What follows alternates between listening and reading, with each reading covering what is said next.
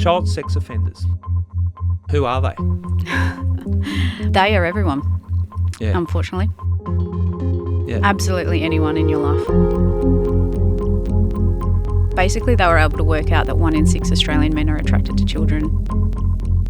Anyone attracted to children is 3 times more likely to be in a job working with children. In study and research, there's 3 types, but they're expanding this. So the first is predatory or pedophilic. They're born attracted to children. They're the classic sex offender.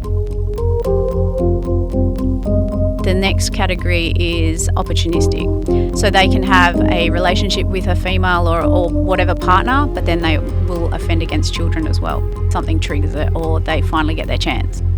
The last one is situational. And we see situational offenders, they're the type that break into someone's house and steal something and then rape the person inside.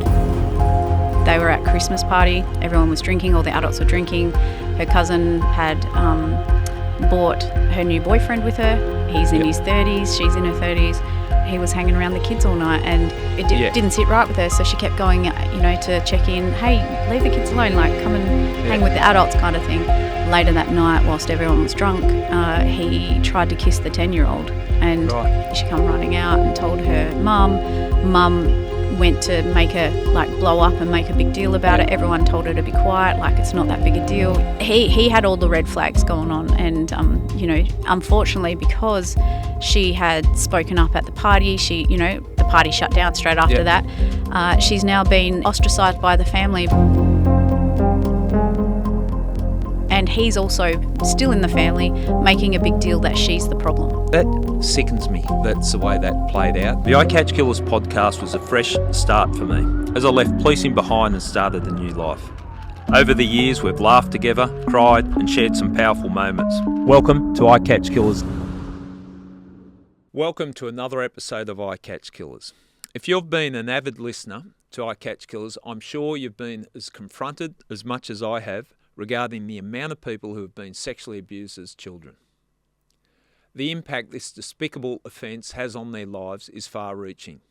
It's an offence that has to stop. In today's episode of I Catch Killers, we're going to do something a little different. We're going to discuss ways in which this crime can be prevented and what to do if you become aware or concerned a child is being sexually abused. We're speaking to retired Western Australian detective Kristi McVee, who specialised in child abuse investigation. Christie is also the author of a very informative book called Operation Kids Safe. A couple of years ago, we had Christie on the podcast to discuss her police career, and I couldn't think of a better person to get back on to discuss child predator behaviour, how to protect and empower children so they don't become victims. This is going to be a very important episode. Kristi McVee, welcome back to I Catch Killers. Thank you.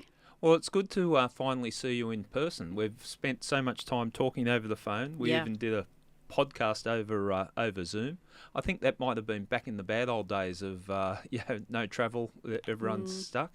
It was, 2+ years ago. I just want people to get a sense of why I've got you on, because you are a very sought-after person in regards to this subject matter that you talk about. Yeah, so I'm over here for that. I came over specifically for South by Southwest, but whilst I was here, I managed to obviously catch up with you, catching up with the Mum Club podcast, got some school presentations and early childhood presentations, and just, catching up with survivors and victims and other people.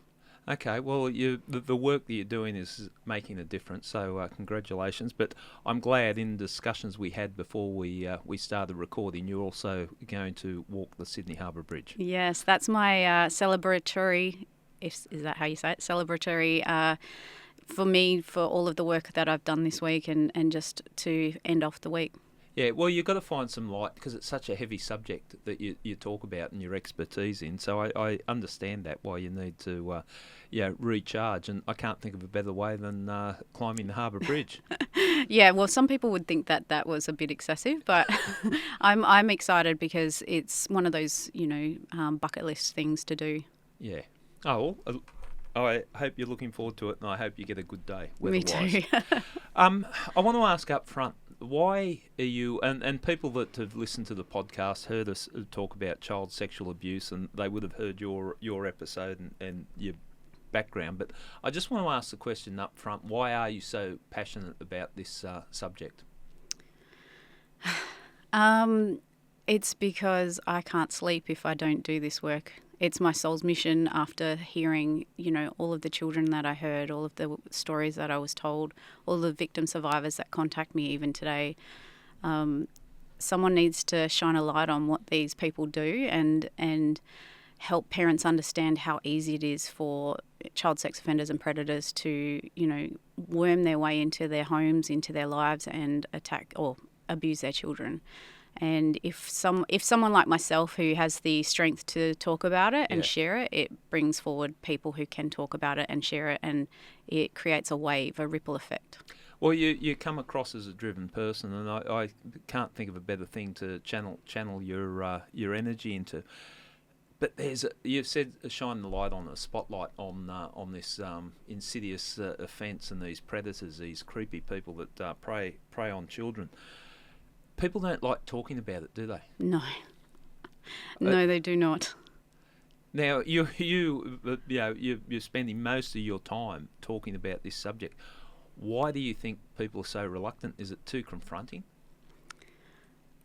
Because for some people it's just so aberrant and so horrible to consider that someone would do this. For some people, if they speak about it, it means they have to confront their own complicit behaviours, how they haven't stood up for someone. For some people, it's because they don't want to. They have to make changes if they actually confront it and accept that this is happening in their family or it's happened in their family. And for most people, the easiest thing to do is to ignore it. You nailed it, because in regards to the way I look at it, the points that you hit on there, that complicit, why didn't they do something? They're going to have to change their whole world's going to be tipped upside down. That's when someone with a family member is suspected of it, that if you bring that to the fore, it's going to turn the family structure upside down. It might be the breadwinner of the family, all sorts of things, relationships. Complicit in it, I think people hide behind it. Like, people just turn it's too confronting, and they don't want to speak about it or point out what they've seen. Is that your take on it? Is that what you just explained, how I'm interpreting it? Mostly, yeah. Some people they just don't have some family members, parents, loved ones, it's happened to them as well. And if they stand up to what they see or what's happening to a child, then they have to also look at what's happened to them, and they have to admit that it's happened to them, or they have to look at how they've reacted, what they've done, and not everyone's brave enough to do that. So it comes from many places. Probably the hardest one to deal with for me personally is the willful ignorance, the people who stand by and just pretend it's not happening, and it's because they know it's happening, they do nothing about it, and they basically shut down the child or shut down the family member or whatever. That's probably the hardest part for me, and that's just cowardice, basically. I'm really, what you've talked, willful ignorance and cowardice, I think that should be legislated against, as in people that do know about it should be, there should be a charge. Now that sounds pretty heavy, but I'm tired of hearing about people. I knew that was going on, I suspected that was going on. Well, yeah, that's what went wrong when we talk these organisations, the Catholic Church, the Scout clubs, or all the other things that have been identified. People knew about it, but they didn't come forward. Yeah. And for the life of me, if someone's aware of a murder and you withhold information, there's an offence there. Yeah. Why isn't it the same with child sexual abuse? We don't take it as seriously as murder, and in my opinion, child sexual abuse is just as bad. It ruins lives. It changes trajectories. You just have to sit down with victim after victim of historical child sexual abuse, and you've seen the damage it does. A normal, everyday child having a happy childhood can have their whole life turned upside down from the minute that they're abused, and it just does so much damage, and it is as worse as murder. It's as bad as murder, should I say. Well, the impact, and I've had to have a rethink about the way I look at crime and ways of reducing crime. And, you're a cop, I was a cop. We used to do it by arresting people. You're now preventing crime, which I think is a great way of, not just solving the crime, preventing it by educating people and bringing them up to date. But we really need to make a difference, because the impact of child sexual abuse, I didn't really appreciate it until I spent some time in time in prison doing a project, a podcast project inside prison. I always thought the hatred that prisoners had for pedophiles was because of the nature of the crime. Yeah. But what I learnt in there was they hate them because a lot of them are in there because they were abused as children, and that's dictated their behaviour, which has led to them being in prison. So if we really wanted to impact on crime, the offences you're targeting and trying to prevent is probably the biggest step we could make. Yeah, I agree. And I've had, I did a small stint in, proactive detective work, drug doors and burglaries and stolen motors and stuff. And there would be a burglary series, and I would go and speak to the person once they'd been caught and, interview them and talk to them about what had happened. And generally, I reckon 90% of the time they were victims of child sexual abuse, and that led them down the road to substance abuse and, acting out and all of the behaviours that led to their crimes. Yeah. Before we get into talking about your book, which I think, if you're a parent and you want to protect your kids or educate yourself, it's a great read because it's such a practical, and it's got that cop practicality feel about it. And I say that in a good way. That understanding of, okay, these are the issues, how do we address it? But a little bit about yourself, just for people if they hadn't heard you on the podcast before. What's your background? Yeah, sure. So I grew up in the Pilbara, Kalgoorlie, the Pilbara, all over the regional Western Australia. Parents separated when I was really little. I went with my dad for a while. I ended up getting kicked out at home at 15 because of difference of opinions with parents. I ended up landing with my now in-laws, my husband. We've been together 27 years this year and married 23. And from there, basically went into, at 18, bought a house. I was like, because unfortunately, parents only do what they know. And this is one of the things you were talking about, parenting and parents. A lot of people hide behind the fact that this is all they know. This is what their parents did. And my parents acted how their parents acted.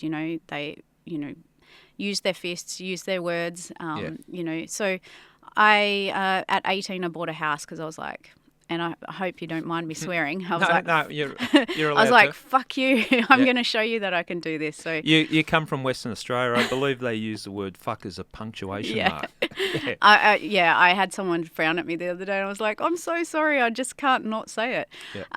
So I wanted to show my parents that I could, prove them wrong, that I was, So I bought a house at 18, just went about life. And then at 26 had my daughter. And that's when my life sort of took a change, because I started looking at me as a human, as a parent, and went, I don't want my daughter to have that same childhood. Interesting. Yeah. So, and then saw an ad in the paper and for the police, and I'm 5'1". I always joke about this, but I'm only little, and I thought I can do that, and everyone laughed at me. So then I went, fuck you, I'm going to show you, and I got into the police about 18 months later in January 2010. Yeah. Yeah. And how long did you spend in the police? And your career in the police, you found your way into the child sexual abuse or child protection squads as a detective? Yeah, so my first 4 years was general duties up in Karratha. So again, I went back to the regions. That was like baptism by fire, because once you're in the regions and once you're in a country area and there's no squads to come and save you, there's no one to come and fix your jobs for you, you're pretty much doing everything. And I learnt forensics, I went to crime scenes murders, I went to sudden deaths, I went to traffic crashes. I went to child abuse cases. So that was pretty intense. But within the first year, the detective senior sergeant said, does anyone want to go and do this training to become a specialist child interviewer? And I put my hand up. And at that stage, my daughter was just turning 3 or just turned 3. And I didn't know what I was walking into. I just knew that I wanted to add more to what I was doing in the community, that I wanted to be more. And so I went and did this 6 week training in Perth, which is 1,600 kilometres away, 6 weeks away from my daughter, and I learnt about child sexual abuse and how to interview kids so that their evidence can be used in court. So, yeah, it was pretty intense, and that's where my blinkers were blown off. I was like, I had no idea. Okay, so that opened the world to you of what actually goes on with child sexual abuse, and that's been your life mission. Yeah, well, in a sense, it wasn't at first. It was more like I just want to do more. But as I interviewed kids, and I'm talking hundreds of kids, and as I was talking to children, I saw patterns of behaviour, and I was thinking, why doesn't anyone see this? Like, why don't they see the grooming that's going on, or that these people are acting like this? And then after 4 years in the Pilbara, I don't want to hand my files over to the police, to the detectives anymore. I want to be one of them. I want to lock up the bad guys as well. Yep. So I applied for, I'd done the forensic training as well, but then I applied for detectives at the same time, and got in and did the 6 weeks training in Perth again, and I had to move back to Perth to become a detective, probationary detective. And from there, I went into a small stint, like I said, in a proactive team, and then I went into the child abuse squad. I put my hand up to go. Okay. And the child abuse squads, it's a tough gig in whatever state you're working in, because it seemed to be, and this is my observation throughout my career, under-resourced. Yes. Because it wasn't a headline type squad where the work that you've done gets played out in the media, and quite often the members there were overworked, and there was a high burnout rate, and the nature of the crimes that you're investigating too, and the things that you come across. There's a high turnover rate and a high rate of people burning themselves out in those squads. Yeah, definitely. And because the work is so important, you feel like you can't stop. If you care, people that care about this work go into that work, and so you go into it knowing that it's going to be hard, but you just don't realise how hard. And the thing is, the crime keeps continuing. It never stops. If you don't pick up the ball and run with it and do your job, there's some poor kid that's probably continually been sexually abused, and because you haven't had a chance to get onto it. So I can see how it's a rabbit hole that you just fall down, and it's never ending. Yeah, definitely. Okay, you got out of the police. What brought that on, the decision? Yeah, so we talked about this on the last podcast, but I ended up with really severe anxiety and PTSD, and that was about the last 18 months in the police. I went to another regional centre where I live now, and was interviewing kids, investigating their cases, locking up the bad guys and then I was also part of the team that managed the sex offenders when they were released from prison. And it just was too much. And it, like you said, every time you did one file, there was 10 waiting or 20 waiting. You just never got through it, and it just was never ending. So the severe anxiety and PTSD. One day I was barely able to function at home, and my daughter was about 11 at the time, and she just said to me, "Mum, you're not the mum I remember anymore. I don't want you to do this anymore." That's confronting, isn't it? When your young child points out, "Hey, you changed. It's impacting on you." But the full credit to you that you took control of it, and before you were too broken. Yeah. And clearly you left, but you still had a passion. Yeah, so I resigned the next day actually, but I sort of took some time to make sure I was making the right decision. And then when I left, all broken and struggling with PTSD, and I'm sure you've got lots of listeners or lots of people on the guests who've talked about it. I was struggling. I wasn't sure how I was going to move on. I didn't know what else to do, but I just knew that I wanted people to know what I knew. And so I just started writing things down. And as I was writing them down and putting them into story form, I was like, I actually think this might be a book. Yeah, and that's exactly what it became, an Operation Kid Safe that you wrote, and full credit to you, because it's It's something that, and I've read the book, and it's so educational, and some of the stuff is obvious, but it's obvious. Some of the obvious stuff is the stuff that we ignore. Yeah. And I just want to. This is how the book's described, because we're going to break down some of the lessons learnt and the education that comes out from the book. But this is the way the book's been described. This confronting but insightful book will provide you with knowledge about child predator behaviours, tips on how to protect and empower your children through different ages and stages of child and teenage development, along with creating a healthy respect for online safety. Well, you pretty well ticked all the things that as a parent or someone that's responsible for children you want to be able to provide. So I'm going to ask you questions and pull in stuff from that. And if you could share your knowledge with our listeners, I want this to be an educational situation where people will go, okay, that makes sense. Yeah. Because some of the things are so obvious, but we just don't know, ignore, or it just slips through the cracks. Child sex offenders. You've worked in the investigative part of that in policing and the work that you've done now. I'd ask the obvious question: who are they? Well, they're definitely not the old man in the white van that we were taught in, whenever it was that stranger danger message, that don't take lollies from strangers, etc. They are everyone, unfortunately. And that was part of the education that I know in my childhood growing up. It was the bloke in the raincoat with no clothes on, and it would flash when you walk past. That was the only image I had sort of growing up of what a child sex offender was, and that was the narrative that was put out. But the message was sent with good intent, but I think it misguided us all on who these predators are. So they can be anyone, can't they? Anyone. Yeah. Absolutely anyone in your life. Yeah. There seems to be, and I didn't create the term predators, but they are predatory in the way that they go about it. When I've locked up pedophiles, I'm surprised of how proactive they are looking for their victims. Part of their thing is they get people to trust them. Yes.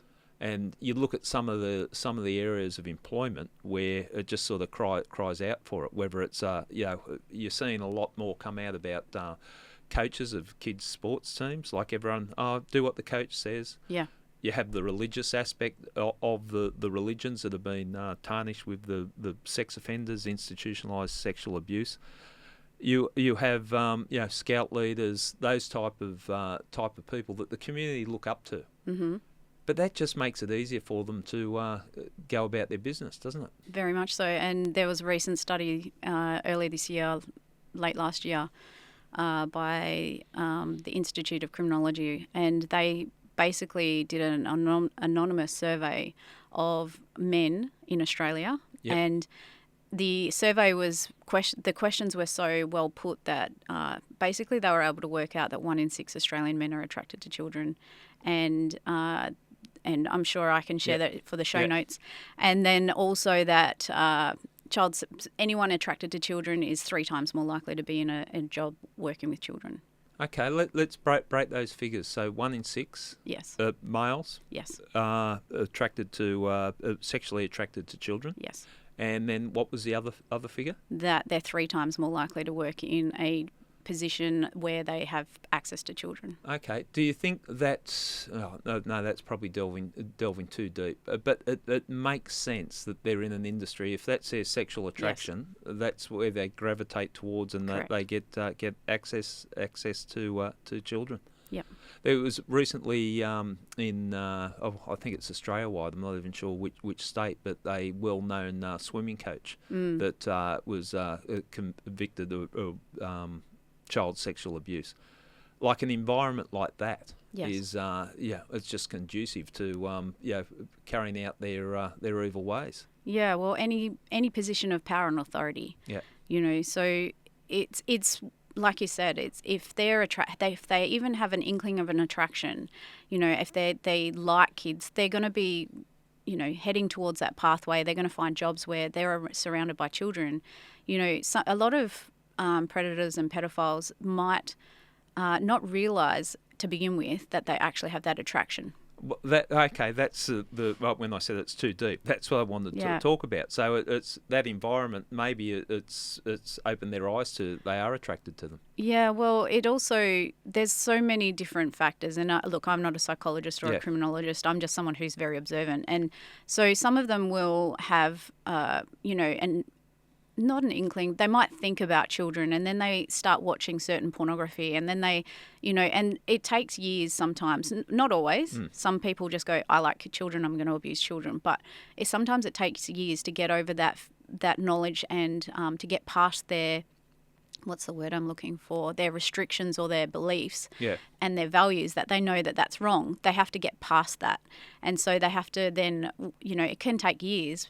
And the other thing that research found is that the men that had admitted to being attracted and abusing children, they were in the 40-plus category. The men that admitted to being attracted to children and wanting help were in the 30- category. And that sort of rings true with me because I saw a lot of sex offenders who had gone years without doing anything and all of a sudden they start offending. Is their system set up, and there's so much to talk about, with the men that are attracted to children, but they seek help? Is there help available to men like that? Only just recently. Okay. There was never any help. I don't even know, but there's now a anonymous, that word, a phone line called Us, and you can basically Stop It Now. Australia is the phone line, and you can look up on the website. You can talk to a psychologist, but it's very underfunded, so it's very hard to get people. But there are people who know that they've got an attraction to children and want help for it. Okay, because I know, and I'm a part to blame, that pedophiles will stuff them, I don't care about them and all that. Someone raised, just in a philosophical discussion I had with a friend, about what if someone came and said they're attracted to children and they don't want to offend, what should happen? And, I'm beating on my chest, all the bravado, we'll stuff them if they're attracted to children. But really, there's a place for a service like that, there isn't there? There definitely is. Yeah, if we want to fight child sexual abuse, we need to fight it from all angles. We can't just say stuff them and throw them in the jail and leave them in the corner. Yeah. We need to fight it from all angles, and some of it has to be therapeutic. Some of it has to be through psychology and through understanding why. And for someone to, I think it takes courage for someone to put their hand up if they haven't offended and go, look, I'm tutoring, and that sexual urge, like I saw it in homicide, you see it in so many crimes. It's a powerful urge and people struggle to fight against it. Mm-hmm. If someone's got that attraction to children and they haven't offended and that they want to get help, I think needs to be there. Yeah. It needs to be there. If we've got to take it from all angles. But one of the things that I don't think people understand with sex offenders is that there's 3 types. Or in study and research, there's 3 types, but they're expanding this. So the first is predatory or pedophilic. They're born attracted to children, according to this study. Yep. And basically everything they're the classic sex offender. One of the interesting things, I actually had a criminologist on my podcast recently, and she said in that pedophilic predatory, they usually abuse boys. Right. So they're more likely to abuse boys and young children. And the next category is opportunistic. So they can have a relationship with a female or whatever partner, but then they will offend against children as well. So the first, the predatory, they generally won't be able to have a relationship with women or with a partner because they're attracted to children. That's their only attraction. Yeah. Yep. The second, the opportunistic, they can have a relationship, they can go years with nothing happening, and then something triggers it or they finally get their chance. And then the last one is situational. And we see situational offenders, they're the type that break into someone's house and steal something and then rape the person inside. Okay. So, or they lose their job and they've lost all control and power, or their wife's left them or whatever, and then they're abusing whatever because they're trying to get control back. Does that make sense? Yeah, makes sense. Yeah, so it's not one size fits all. They're just attracted to children. They're just, they're just a pedophile. There is multiple different ways in which they offend. Okay. When we're talking, we'll move on, but I just want to raise another aspect. When, like, I coach my son's soccer team, you had to fill out working with children form and that. Is there room for improvement on those type of documents? Yes. Okay. Well, I'm smirking because working with children checks obviously work in that they identify if someone's had an offence against a child. Yeah. But other than that, it takes 24 to 30 years, 24 for women and 30 years before first disclosure for most people. So the offender could basically go through their whole life without it being disclosed. Correct. Yeah. So any way that could be improved? Yeah, talking about it. Okay, but like talking about how do we do the safety check? I put my hand up and want to coach my son's soccer team. Is there any ways that you think we could improve it or scrutinise it a little bit more? There's no ways without having a relationship with someone, there's no ways to tell, right? But I think every community group, sports organisation, they need to have some form of child safety policy and child safety training where, for instance, someone like myself comes in and says, hey, this is what you got to watch out for in your members. Yeah. This is how you can cover your ass and make sure that your children are safe in your environment whilst they're in your care, because it's your duty of care to keep them safe. Yeah. And would it be a big ask? And I think most people do this naturally. People like, I would never be in a change room with a young kid on my own. That type of stuff. So maybe it needs to be set out. Set out. These are the rules. You can't take a child or be with a child on your own. Those type of things. But it's interesting you say that. That's something that you say, I would never do that. That's just that's common sense to you. They're in there. Yeah, they're in, and that's probably the difference, isn't it? Because the ones that would be inclined to offend are probably, this is a great opportunity. I'll drive Johnny home today. Don't you worry about picking your son up. I'll drive him home. Whereas I'd think, no, I don't want to put anyone in that position. Correct. Yeah. And that's common sense to you, but to the average person, that's not common sense. Okay. Well, there's room for improvement there. I'm just going through some of the obvious things, but again, sometimes what's obvious isn't. It doesn't jump out. How do they target children? Like what as a parent, what are you looking out for if you're worried about a person or how they target the children, how they find their victims? So they're looking for children who are vulnerable. Okay. And vulnerability comes in lots of ways. It comes in that they're very young and they don't have the necessary language skills to be able to say anything. Sadly, that happens a lot. And then they're looking for children who either don't have very good parental guidance, supervision, parents who are very busy. They go into positions of power and authority over children where they're naturally trusted with children. They go and they just find that child that might not have very good self-esteem, might not have very good support in place. They're searching for that victim and they're finding those victims, and they're easy to find because as parents, they're not going to target a child who has a strong parent behind them. Yeah. Yeah.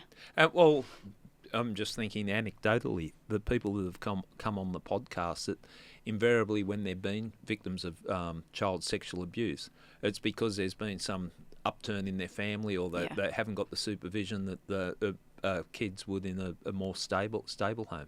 Yeah, and I also want to mention, sadly, some of these predators will target, single parents, where the child is moving from one home to the other, where there's no stability or there's a lack of stability. They'll target, a lot of those sorts of parents as well, because that means that they can come into that life and be living in that life with that child.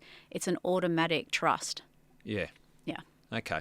So hearing what you're saying here, the responsibility it's in parts. You've got to educate the children, but you've also got to create protective behaviours of the parents. Yeah. So breaking it down, how would you summarise the best way to protect your child? First of all, we need to I always think awareness. So this is a really uncomfortable conversation for a lot of people, and I always, whenever I stand in front of a room of people and talk about this, I give them a content warning, and I say, look, this is really uncomfortable, and it's uncomfortable for everyone in this room, but I encourage you to lean into the uncomfortableness and work out why it's uncomfortable for you, because that is the answer to how we're going to stop. And how we're going to stop leaning backwards and let's lean forward into it. And so the first thing is awareness, listening to this podcast, reading books about it, understanding that 8% of that is by someone known to the child. So it's not a stranger who's going to come and abuse your child. It's going to be someone in your own home, someone you've invited into your own home or is part of your family. Sadly, 47% of that, and this is from last year's Australian Bureau of Statistics, 47% of that is a male male in the family, and 26% is a immediate family member, non-immediate family member, uncle, cousin, grandfather, etc. 16% is a father or stepfather, and 6% is a brother or stepbrother. So that is one of the things that we need to remember. 30 to 50% of all child sexual abuse is by another child. So we need to know that these are the statistics, these are the realities, because whilst if it's predictable, it's preventable. Yeah. It's not someone else's child. It can happen to your child. Okay, and when you say being comfortable leaning into it, it is confronting, isn't it? Because it could be a family member. So you're not, we're all safe, everyone's at home, a big party, we're safe in this environment. They're the times that you just got to be aware. Yeah, my first child abuse job when I was, probationary constable, was a young girl had gone to her friend's house for a sleepover. Yep. The parents were having a party, so that they'd let the kids have their friends over, and one of the guests at that party abused the girl overnight whilst he was drunk and there. And that's no excuse. The alcohol was no excuse, but she should have been safe in that environment, and the supervision should have been there, and she wasn't. And again, if you're that sort of awareness, and what we talked about, where I said if I'm coaching a kid's soccer team, I'm not with on my own with the child. If there's someone, because quite often you hear it, and I just remember this from my police time, that he always used to hang around the kids at the party. All the adults would be on the back deck having a drink and eating, and there's one person playing down in the backyard with the kids the whole time. Yep, that's exactly how it goes. And we're not accusing every one of those ones playing with the kids, but let's just keep an eye on it. Why is that person spending so much time with the children? Yeah, so last week a mum was talking to me. It was actually quite funny because I had a photo shoot for some content stuff, and she was doing my makeup, and she said, I've seen you on TikTok. And I was like, wow. Anyway, so she straight away told me this story. And the story was that they were at Christmas party. Everyone was drinking. All the adults were drinking. Her cousin, a family member, had brought her new boyfriend with her. He's in his 30s. She's in her 30s. And he did that. He was hanging around the kids all night. And she kept going... didn't sit right with her, so she kept going, to check in. Hey, leave the kids alone. Come and hang with the adults, kind of thing. They're fine. They're looking after each other. And later that night, whilst everyone was drunk, he tried to kiss the 10-year-old. And luckily they had such a close knit family. She come running out and told her mum. Mum went to make her blow up and make a big deal about it. Everyone told her to be quiet, it's not that big a deal. This is the thing, culturally and socially, we aren't speaking up for kids. And in fact, that person come running out after the little girl and was like, it's okay, I'll give you the lollies, and what he had tried to do was get her close to him. He said, come here, I've got a secret, and tried to kiss her on the lips. And he had all the red flags going on, and unfortunately, because she had spoken up at the party, the party shut down straight after that.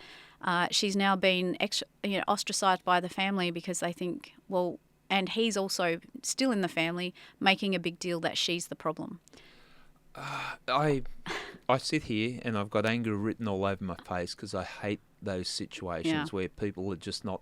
And I don't know, you and I look at it and I'm feeling it's black the and anger. White. Yeah, I'm not sure if we get that from policing. We've had to learn to people do bad things and sometimes action's got to be taken.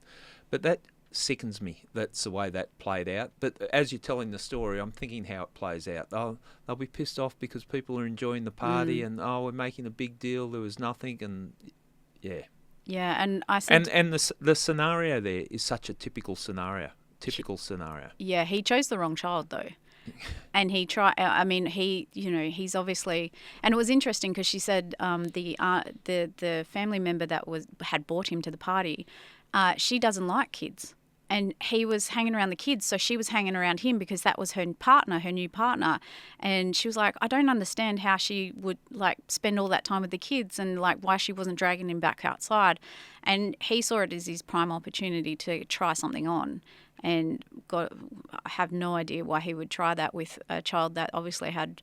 But sometimes they stuff up.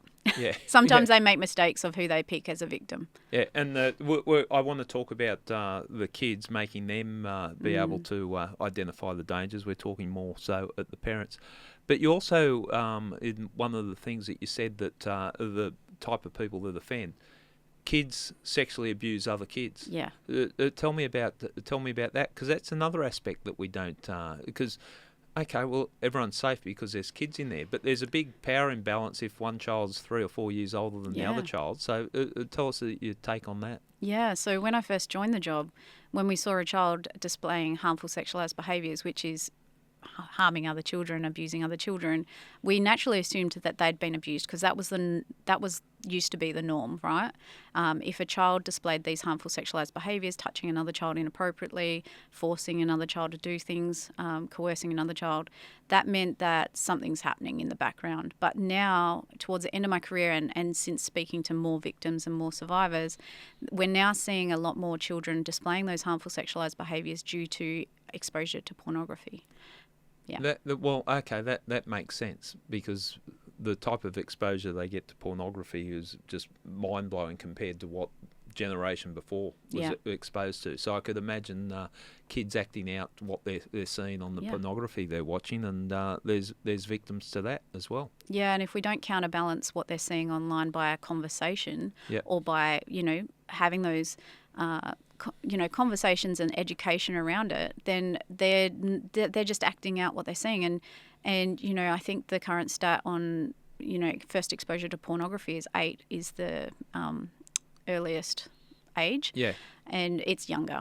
It's way younger. Well, the sexualization online and all of the other stuff they're seeing online, so if we don't counterbalance that with conversations around body safety, and we'll talk more about that soon, we're basically, our kids are just acting out what they see. They dance to what they see. They dress to what they see. So why wouldn't they be acting out, sexualized behaviours unless we have that conversation? Yeah, an important point. And if they're saying by 8, well, think of all the stuff you got away with as a kid before your parents realised. I'm sure the kids have, getting exposed to it at an earlier age.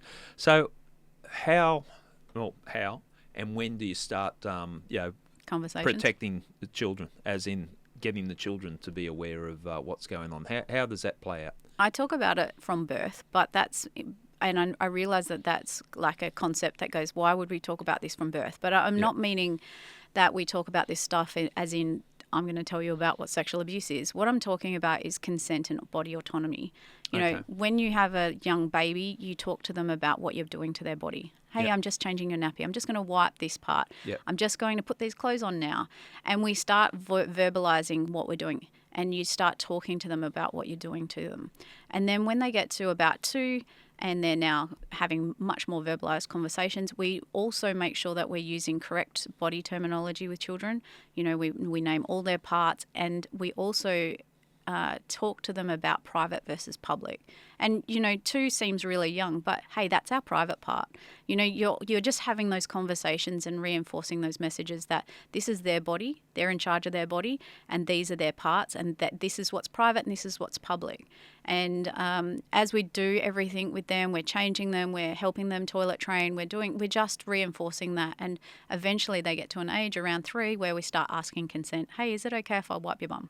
Okay, well, see, you've educated me, because I wouldn't have thought it even kicked in at that stage. Yeah. But I understand what you're saying. Yeah. Because, they're the formative years. They, 2 to 3, 4, Yep. that type of age. Yep. Okay, so that's the narrative. It starts at that early age. Yeah, well, we're just giving them the respect they deserve and the bodily autonomy. Yeah. And then what happens is that as we're teaching these lessons and that we're, scaffolding them or adding to them as they get older, we can start talking about private versus public movies, private versus public photos. We don't actually have to talk about pornography at all. We can just say private parts. We don't show anyone our private parts. Yeah. We don't take photos of our private parts, and we never, if someone shows us a private movie or a private photo of their private parts, what do we do? Okay, we're going to go and tell mum or dad or safe person. Yeah.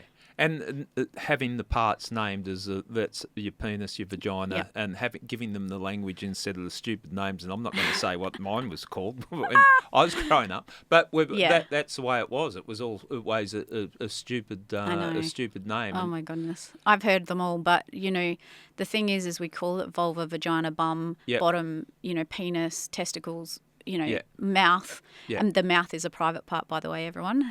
Okay. So we teach that all of these private parts are what they are, because in little children especially, predators will use games. They'll gamify their abuse in order to make the child enjoy it. Okay.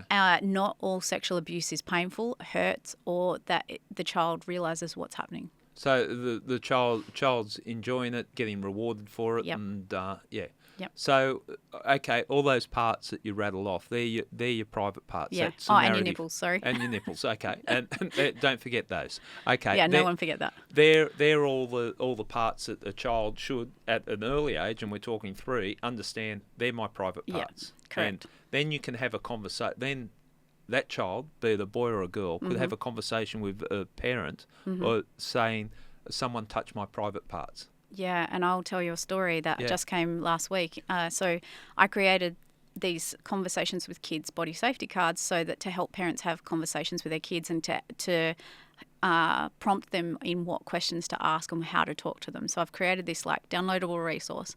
And so this parent contacted me last week and said, I've downloaded your cards, they're amazing. I just wanted to tell you that I was talking to my 3-year-old daughter about body safety, and she said a family member had dug into her vagina with his finger. Right. Okay. I know, and that's Yeah. really hard to hear. Yeah. I'm sorry, and she said if I hadn't have been having that conversation, I don't know if she would have told me. Wow. Well, I said at the start you're making a difference, but those things are important. But break down this card system you said, because Yep. again, these are things that I thought I had a sense of how to protect a child and the type of things, but what you're talking about is common sense, and when you explain it. So body safety is we've got body safety rules. My privates are my privates. Yeah. No one's allowed to touch my privates. I'm not allowed to touch other people's privates. If I say no, adults and other people should respect that. It's all about, just respecting yourself and respecting other people. And so that's something we should all be taught from a really young age, right? Yeah. And we probably wouldn't be having the issues with consent and all of this if we were taught it from birth. Some of the body safety lessons are about early warning signs, and I'm not sure, it's in my book and it's in these cards. So early warning signs are the feelings we get, we call them gut feelings, right? Where in your body you feel unsafe or safe. But in order for a child to understand what they're feeling, they need to we need to help them learn what that is. Yeah. So when I was teaching my daughter, for instance, she would say, I feel sick, for instance. And that's a common thing parents hear from their children. And I would say, okay, where are you feeling sick? What feels sick? And she would say, I have butterflies in my tummy, or I feel sick, or my legs or my knees are shaking, my hands are shaking, whatever, I'm sweating. But there's multiple ways that we feel unsafe. Our body, how we respond to the stimuli of feeling unsafe. And that's our early warning signs. That's telling us that we don't feel safe in this moment. For instance, and to make it even more clearer, yesterday I had to go and sit on stage and talk to hundreds of people, and I was quite nervous. I was excited but nervous, right? So that was showing up in butterflies. I had the jitters. I had a little bit of a headache because, that's how my body nerves. was. Yeah, those were my nerves. And I was able to understand that that's just because I was about to do something that was out of my comfort zone and exciting. We can break that down for kids so that they can understand that those feelings are either safe, unsafe, and then what to do next. Okay. So that's the first part. Okay, on just holding on that part, I can see the benefits there, because if a child was being abused by someone and they felt uncomfortable, it didn't feel right, at butterflies, I can imagine a young child just going, I don't want to go to Uncle such and such's place. Why? I feel sick. You're saying give the child the language to explain why. Yep. Yeah, it makes a lot of sense. I mean, at first, we're just like trying to identify those feelings. We're just going, okay, when we feel, what does it feel like to feel safe? Or when you're with mum, how does that feel? And sometimes kids will be simple as, I feel warm, my heart feels bigger, or however they want to describe it, or however they describe it in their body. But, okay, once we know what safe feels like, how does it feel when we don't feel safe? And there's a continuum from safe to unsafe. It's, safe, fun to be scared, because sometimes it's fun to be scared. Like yesterday, my nerves were because I was about to do something exciting and scary. And then there's risking on purpose, standing up in front of for some people, public speaking is the worst thing that they could ever do, right? Yeah. But they might have to do it because that's their job, or that's something that they really want to do. So you risk on purpose, and then there's unsafe. So we teach kids that some things are fun and we do them anyway. Some things we have to do because we might have a school presentation to do. All of those feelings are valid, but if we can understand which ones they are, then we're much safer. And giving the children the language. Yeah. That's early, let's call it early childhood. As the children get older, what's the next stage that you need to provide further tools? At what age are you looking at? Yeah, so these are, like I said, scaffolding. We add. So I would then also add into that safety network. Who are the 5 people that you feel safest with, who will listen to you, believe you, and do something if you tell them? Because sadly in Australia, only 1 in 3 adults believe children when they tell them that they've been sexually abused. Run that figure by me again. 1 in 3 adult Australians believe children. It saddens me. It doesn't surprise me. No. And so with regards to that, if a child, and here's the sad thing that I have from my perspective of being an interviewer and talking to children, I have to teach children or tell children, if the first person doesn't listen or do anything, you need to go to the next person. I'm teaching them persistence through, don't give up on that first person, because a lot of the victim survivors I speak to, the first person they told them they were lying, shut up, we don't talk about that. They gave them a bad reaction and they never said a thing again. Okay, so that's interesting. So 5 people, like a child, and what age are we talking here for a child? From 3. Okay, 5 people that you can trust if there's something wrong, or we wouldn't explain it in that full detail, but who makes you feel safe? Okay. For the little ones, and then as they get to like school age 5 or 6, okay, who makes you feel safe and listens to you, who makes you feel better when you feel scared? And you give them the understanding that if they feel scared or don't feel safe, they can tell this person, that person, or you can tell all of them or any one of them. How do you explain that? Well, you ask the child to explain who they feel safe with, and then they get to name who they feel safe with. We can't tell them that because we could say, hey, go and speak to Uncle Mick, Uncle whatever. Mick could be the offender. Yeah. And he could be the one who's abusing them or about to abuse them. So we don't want to give them the idea. We might suggest people, but ultimately it's their choice. And then as an adult or parent, we then go and speak to that person and say, hey, we're teaching body safety in our family, and these are the lessons we're talking about. And if my little girl comes to you and says, hey, I don't feel safe around this person or this at this moment, they've named you as their safe person. Your job as that safe person is to listen to them and help them and do something about it. Okay, so it's twofold. It's giving the kid and then giving the heads up to the people that are the safe person. Yep. Okay, what next? So the other things is private versus public, as we've discussed, and then safe and unsafe, or secrets versus surprises. So secrets are, as we know, predators and pedophiles will use secrets as a way to keep their secret that they're abusing. This is our little secret. This is our little secret. Don't tell anyone.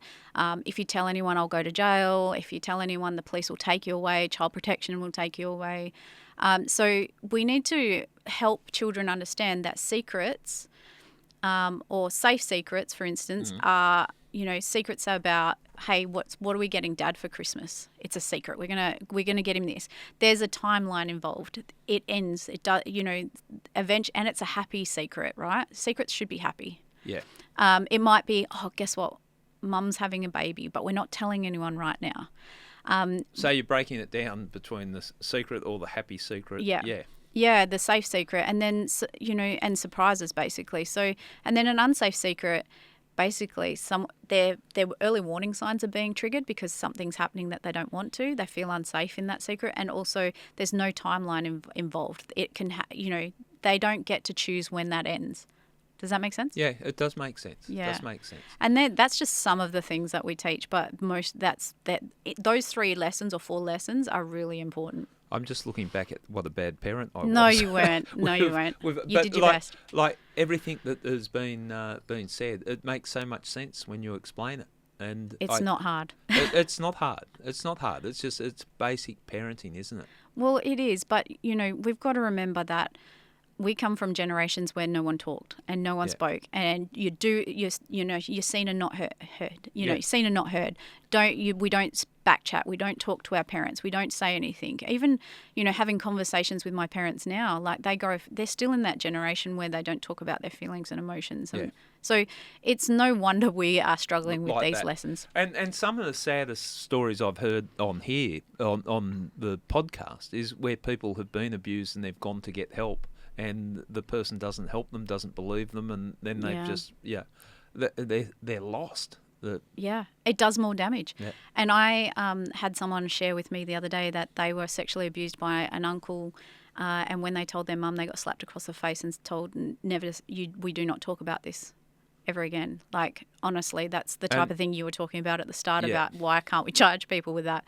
But, the other thing that not being able to share that with a safe adult or with someone, with the person that's meant to protect you, and being basically told to shut up and don't say anything, is that negligence and that neglect basically does more damage than the abuse ever could. Well, when I said some of the saddest moments, that's okay. I understand there's an offender, there's a victim, and then the poor victim, a child, is asking for help from someone they thought they could trust, and they get a response like that.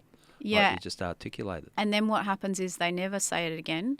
They go through life, they struggle, and they never get a real chance to heal. And I probably flew through that stat, but 24 years is the average of first disclosure. They might have tried to tell someone at the start, but then they were, rebutted, minimised, told to go away. And so they've never said it again, and they go through their life like that. Doesn't that say a lot about the impact of the offence too? There's not many offences that you carry, as a victim of an offence that 24 years later. That's when you have the courage to come out and talk about it. Or not courage, but that's when you're ready to talk about it. Like I know. How and it just, and for men, it's longer. They're not good figures, so we've got to try and make a difference. Look, we might take a break now. When we get back, I want to talk about the adolescent years, because that's a whole new ball game too, isn't it? Like the world is completely changed for adolescents, and there's a lot that can be learnt there. And we're also going to talk about what happens if you suspect someone or a child is being sexually abused, or you suspect someone, and what happens if you actually take it to the police and what the processes are. So I'm sitting here sort of gobsmacked thinking, I know this shit, but there's so much that you've explained, and I look back, that's why I'm sort of questioning my own parenthood, in that I'm thinking that would have been such a safe thing and something good to provide children with. So yeah, the good thing is once you hear it and once you know it, you can't unknow it, so you can make the changes as you go forward. And look, I'll ask this question before we take a break. You've got so many people reaching out to you. Are you getting overwhelmed with it? Sometimes. Yeah. I have to take breaks, but it's an honour to be that person that people trust with this. Yeah, okay. Well, it's very impressive how you're educating us, and I hope people that are listening are getting the same thing that I'm getting from this. It's just a very practical way of approaching a problem that impacts on so many people. Let's have a break, and we'll be back shortly. Fantastic.